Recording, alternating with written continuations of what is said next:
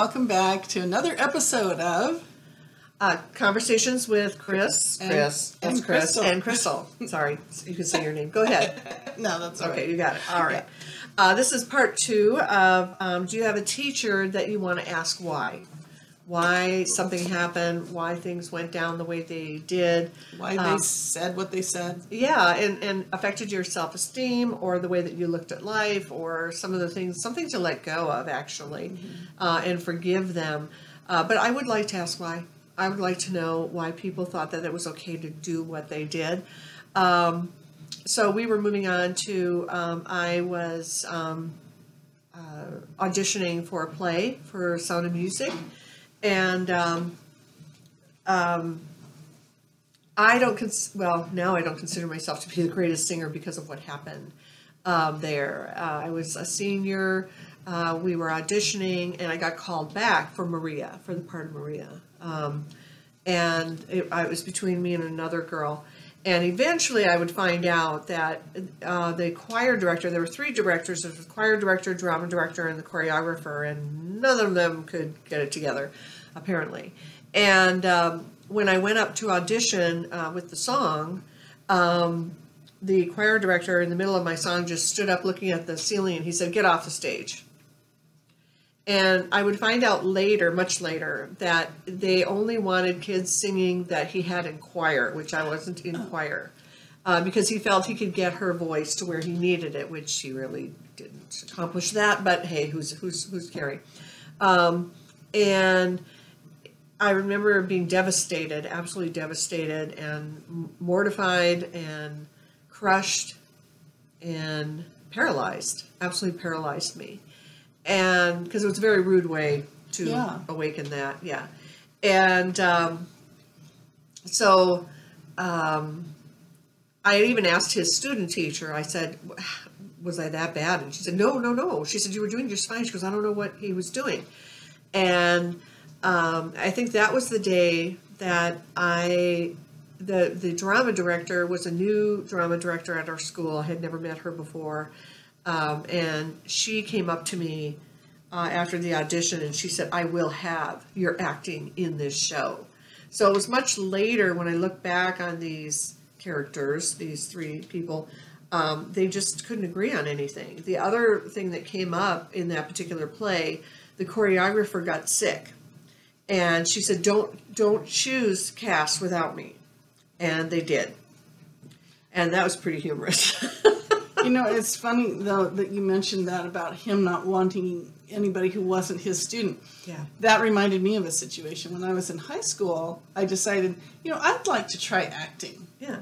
And so I went up to the drama teacher, and I said, "I'd like to audition for the school play." And she said, "Only students in my class can audition for the school play." So I thought, "Oh, okay, sorry." Yeah. And I was shy back then too. Yeah. And it took years. I didn't audition again for anything until I was 22 years old. I know. It's in fact, I think, so where was I? I was 18. And I didn't audition again until I was like 21, I think, 20 or 21. Because you just felt like, oh man, I must be the worst. I must be terrible. In fact, I was so insecure because of that the one I auditioned for, at 20 or 21, I didn't get a part, and I called the director, poor guy, and but he was very gracious, and he said, I weighed all of 90 pounds back then, and he said, "I don't know if you noticed, but the other people who were auditioning were like 2 of you. They were big, and there were 3 leads, and he said, I could not have put you in between these 2 big people. They would have been crushed. Yeah, so he made them all with large girls, and I did go see the play, and it was a little less than effective, but it was all that he had to work with. Yeah. And that's what he explained. He said, "I would go anywhere with your audition, you're fine." He said, "But yeah, that's unfortunately what I had to work with." So we worked around it. I also, when I was a cheerleader, I had a math teacher that math was not my best subject. And so I took it as pass, no pass, so that it wouldn't change your grade point average. You could take a couple classes like that. And so when I was a cheerleader, I had to maintain a 4.0. So I took it as pass, no pass. And I remember him I don't know what it was in algebra. I could figure it out, I could do it, and then when I did the test, it never worked. I don't know what it was.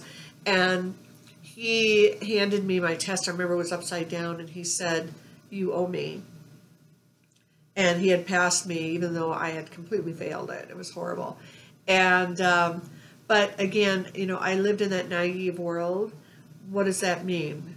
And so, what did that mean? Well, that was a really creepy thing. A few years later, I had graduated. I went back to the school. I can't remember what I was doing in there, but I was walking down that hallway with a lot of other kids in the hallway, and he saw me, and he came and got in front of me, right in front of me, and stopped me in the hallway, and it's like, well, hi. Because I think he remembered he had made that deal with me of some sort or another. The deal you had no idea. I had no idea. I'm sorry. I apologize. I was that naive, and it's just too bad a teacher couldn't leave that alone. Yeah, even with humor, that wouldn't have worked. It wasn't humorous though, but yeah. Yeah, I guess. Yeah, I wouldn't, and I'm surprised he didn't try to collect while you were still in high school. I know. It's just crazy. It was really, really crazy. I know. It's creepy. I had, when I got into junior college, I had an acting teacher. Now, this is a sad story because I think, I know he had been in Vietnam in the war, and other kids in school told me the story about him and how he didn't want to argue or fight with anyone or, whatever after his experiences there. And I'm sure they were horrific. I think he probably suffered from PTSD, which we now understand that we didn't know about then, or at least I don't think we knew about it. But he really could be, we had a moment. Again, I'm 19, very impressionable, very sheltered. And he and I were sitting in the auditorium in different seats facing out. We're just talking. And I brought up the fact that my girlfriend had died. And I was just overcome by that. And then a week later, another friend of mine passed away. And so I was trying to deal with this loss. And I was talking to him, and he got up, and it was very highly raked, a lot of steps. He walked in front of me and proceeded to just yell at me about how his friends, their heads were shot off next to him, and what he had to endure and what he went through, and what I was doing was nothing compared to what, and I'm just devastated. I mean, what do you say to something like that? And now we know there's nothing you can say to something like that. It probably should not have been happening at the time, but it did. And it was really, really hard. And I liked him as a teacher. I didn't have any problems with that, but that was a little much. I don't know where that came from and why it had to be that day in that particular situation. We were the only two people in there. Yeah, that is odd. It was, but I don't really understand PTSD completely, especially from war. But I've heard that it's really hard for. Yeah, but normally it's like if a loud noise happens, they freak out. Yeah. I think there's a lot involved. I think the death of people is really hard. Yeah. I can't imagine what it would be like to have your friend just disappear next to you because they were blown away. That has to be a horrible shock on the system. Yeah, but to freak out on you. I know. I mean, it's not like you I wasn't fun of him. No, not at all. I didn't really know. I very quickly found out all about him that day and then in that moment. But yeah, I didn't realize. And when kids are sharing I had a 6th grade teacher that did that too. My mom was always, Crystal comes from a broken home. She would always tell all of my teachers that. And they all felt sorry for me, except for this one. My 6th grade teacher, she had apparently lived with an illness when she was growing up and spent many years by herself and felt that nobody endured more than she had. So my mom, she knocked my mom down quite a few pegs at that point of, oh no, nobody's had it as bad as I have, so move on with your life because it ain't happening here. And I didn't have a problem with that, but yeah, it's amazing how these people, it's like any counselors too, or anything like that. They bring in their own personal baggage. Yeah, and things, and suddenly you have the same baggage, and you're like, wait a minute, where did that one come from? Well, it's theirs, not yours, and that can be kind of scary too. Speaking of counselors, Ooh. when I was in junior high, I don't know if I've mentioned it before on here, but I was bullied, and they did things like they got into my locker somehow. And they wrote on the inside door the things that they were going to do, like they were going to take my books and destroy them. And the books were the property of the school. So if they destroyed them, my parents would have to pay for them. So I was horrified and terrified. So you were allowed to change your lock on your locker once per year. I demanded that they change my lock the second time because I said, these kids are going to steal my books. So I guess she felt sorry for me in the office and gave me a new lock, and we did that. Then they said that they knew the lock combination to my bike, and they were going to steal my bike, and I was terrified. And so I got the school counselor. I had been going to him and talking to him. I got him to come out with me to make sure my bike was still there, and it was. And, I was telling him all these things that these kids were doing, and they threatened to beat me up. They threatened all kinds of things. And so what was his response to that? He called a parent-teacher conference, to which I was not invited, and he proceeded to discuss why I needed to get psychiatric help because I was paranoid. So that's when I learned, don't ever trust a counselor. Don't trust a psychiatrist. Don't trust a psychologist. You can't tell them everything that's going on because they'll think you're crazy. No, I can't trust any of the teachers. It's a good thing I didn't have kids because I would have been there every day. Excuse me. Let's chat about this, shall we? Mm-hmm. It just makes it worse for your kids when you do things like that. So it's just best to left alone. Just leave it alone. But then we were talking about the college thing. Yeah, growing up, my parents didn't go to college. My dad eventually did like a junior college thing to get his degree in field engineering for computers. But, they never, when they were growing up, they weren't taught that college was an important thing. And so they said, if you kids want to go to college, you can. And this is before they had, college funds for kids. Mm-hmm. So they're like, you guys can pay for it if you want to go to college. So I took it like a class or two, but I didn't realize that when you go to college, you have to take all these crappy classes that you don't want to take, just like in regular school. I thought you could take what you wanted to learn. Sure. So, when I found that out, I was like, well, forget this. And so I didn't go. And years and years and years and years later, I went back and I went to night school and I got a degree. But I couldn't take what I wanted to take. I wanted to take acting and stuff, but they didn't offer that at night. Mm-hmm. So I ended up taking English and I got my degree in English. But again, I digress. So like in high school, they didn't really tell us, No. In my particular experience, I remembered the kids taking, I took the PSAT in our junior year. I took the SAT in our senior year. And I'm like, what is that and why do I care? Yeah. And so, now what was your experience with all that? Well, no, I here I had been a cheerleader and nobody ever discussed, hey, you need to go off to college. And at one point I remember I went to the junior college and I was paying for that myself, and I started looking at the 4-year college, and it was for depending on what major you had, here's the classes you would need to take in your junior college these 2 years to get into these 4 years to continue. And so I had to keep comparing all of that, and I thought, wow, I don't know how these parents deal with their kids who change their majors all the time. Because half the classes you took just went down the tubes and they don't mean nothing to the degree. And that's the other thing. I remember these kids getting scholarships, and I was like, "What is that?" And, Yeah. you know, none of that was ever explained. No, You nobody explained and, it. if you get good grades, you'll get a scholarship to college. Well, what is that? Yeah, but how does that work? Or where do you sign up? Would have been a good one too to know. And like you were saying, well, what's the difference between this college and that college? And Yeah. white.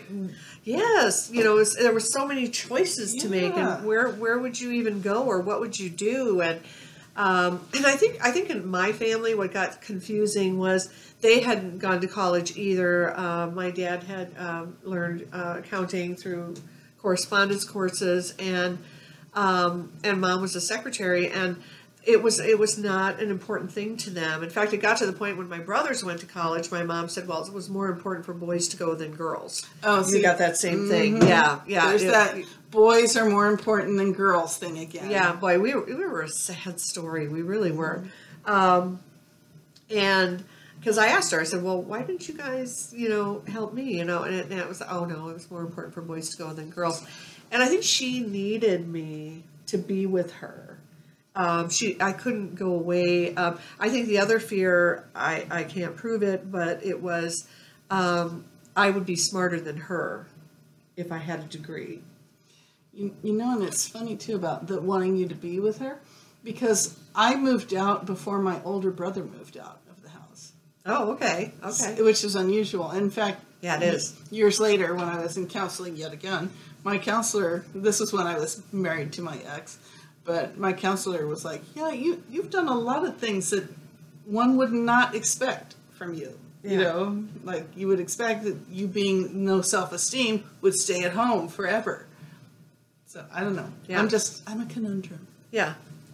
What are you going to do? Yeah. I had a teacher that saw me, I think a year after I graduated, and she said, oh, Crystal, she goes, I always meant to tell you, nobody tells you these things, that you should have gone to college. She said, because I think you would be a real force to be reckoned with.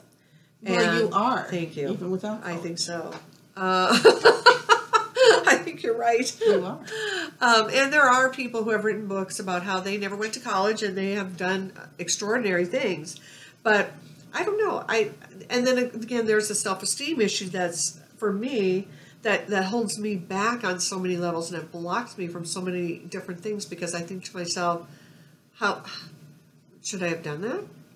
Yeah, I think and society likes to make you feel like you're less than if you didn't go to college. Yes. And my uncle, in fact, he used to, lord it over my dad that he went to college and he has a degree and blah, blah, blah. My dad didn't get a degree. And so when I did finally graduate college, he sent me this card and said, what do you think now that you're an educated person? And that was another thing I got before I went to night school, places that I worked. Oh, this person's not educated. They'd be talking about the person in the file, and I'd look at it. They graduated high school. What do you mean they're not educated? Yeah. And that was insulting to me, because I was in the same boat. Yeah. And having gone to college, I can tell you, it's not that you're that much smarter or that you're better than somebody else. All you're doing is you're paying a lot of money to get a piece of paper. It's like in The Wizard of Oz when he hands the scarecrow this diploma. He's like, people with less brains than you have gone to school. And it's true. And I said to my uncle when he said that to me, I said, well,